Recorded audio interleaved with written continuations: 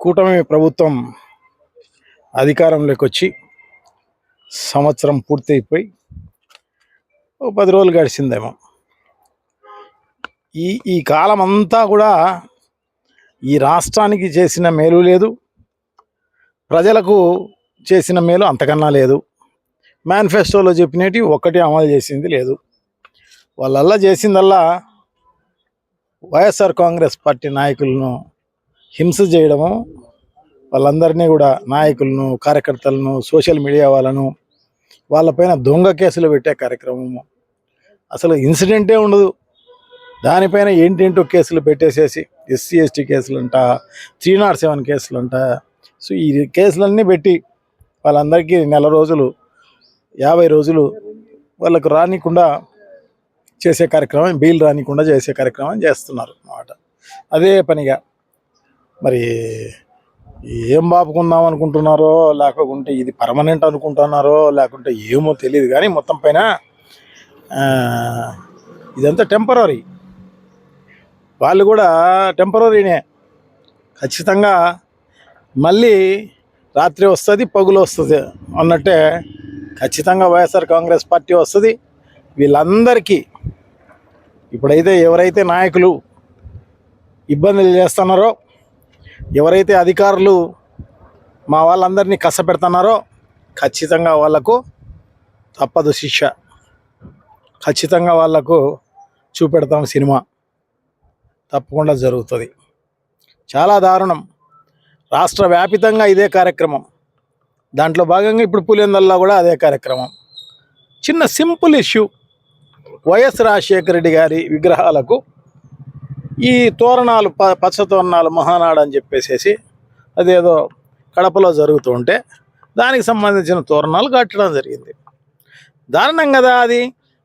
నైతికంగా కూడా ఇంకొక పార్టీకి సంబంధించిన లీడరు, అందులో ఆయన జాతీయ నాయకుడు, ఆయనకు పచ్చ తోరణాలు కట్టడం అనేది నిజంగా చాలా దారుణం.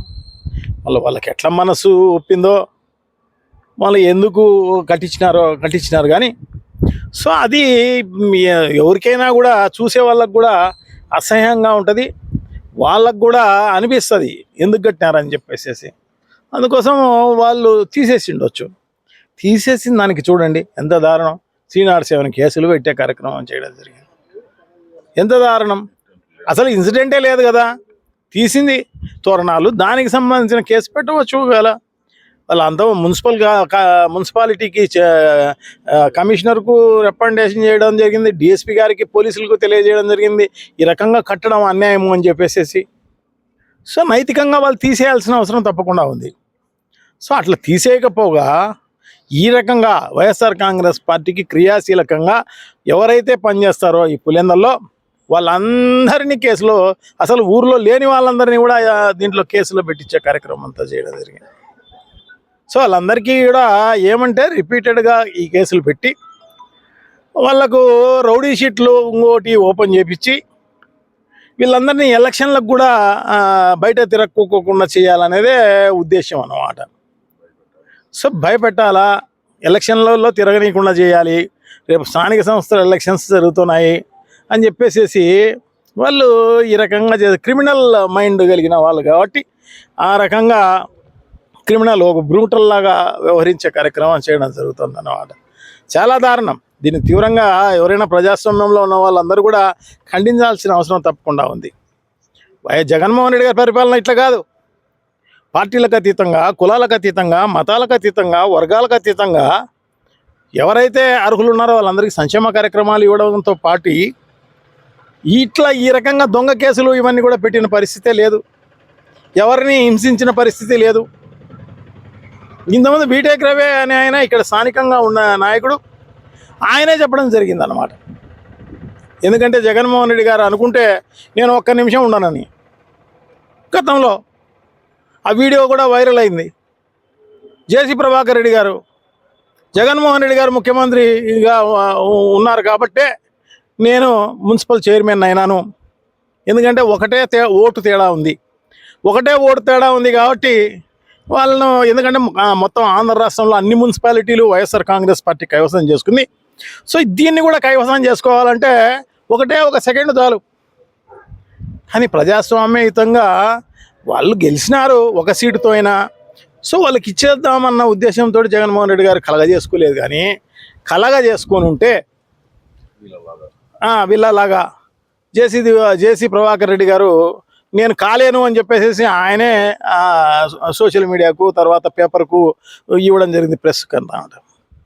సో అంత పారదర్శకంగా జగన్మోహన్ రెడ్డి గారి పరిపాలన సాగితే ఈ సంవత్సరంలోనే చంద్రబాబు నాయుడు గారి పరిపాలన ఈ రకంగా సాగుతోందంటే నిజంగా కూడా ప్రజాస్వామ్యం అపహాస్యం చేసినట్టు ఉందన్నమాట.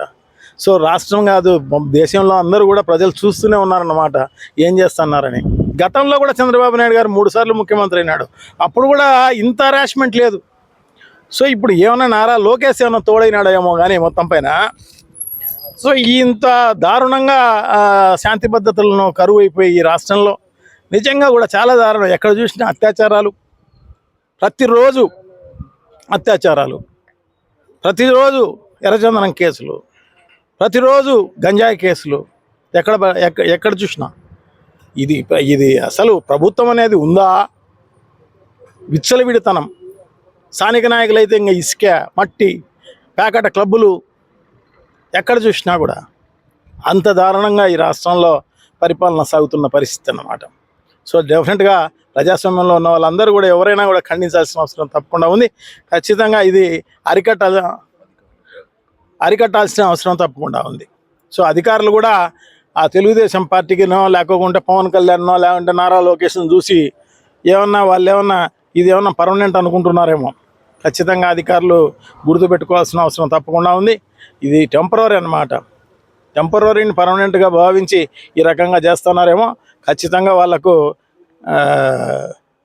ఏదైతే మూల్యం చెల్లించుకోక తప్పదన్నమాట. కొంతమంది టీడీపీ నాయకులు వైఎస్ రాజశేఖర్